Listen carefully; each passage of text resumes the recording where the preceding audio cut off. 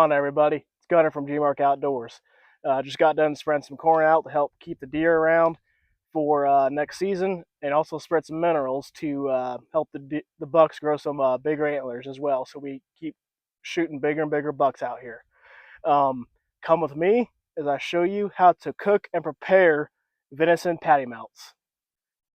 And this is off the buck I killed back in November.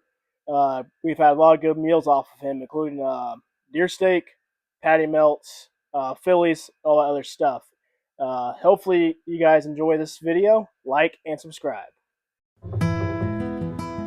For the seasoning, I use a black pepper, some Tony's Crayola seasoning, and Himalayan pink salt.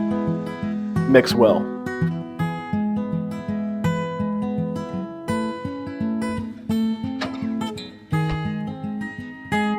Dump the seasoning into your venison mix. I already ground the venison up with a little bit of bacon to give the meat some extra flavor.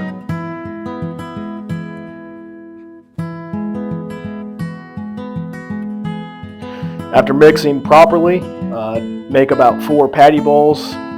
That'll be about a quarter pound each.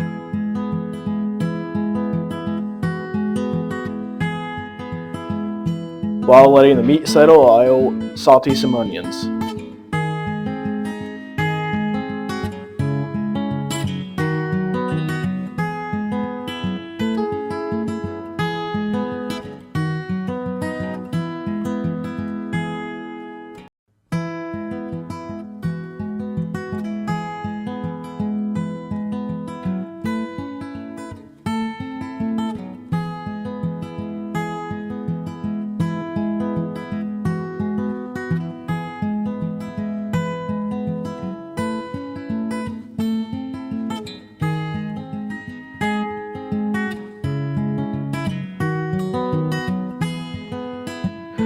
Every time we have burgers or patty melts, the wifey likes to make homemade burger buns.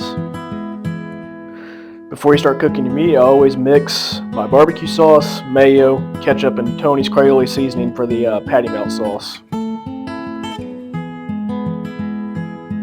Here are the burger buns after they've been baked. After about 10 minutes of resting, throw your burger balls on the skillet, and then for about 1 minute, then smash into a ball.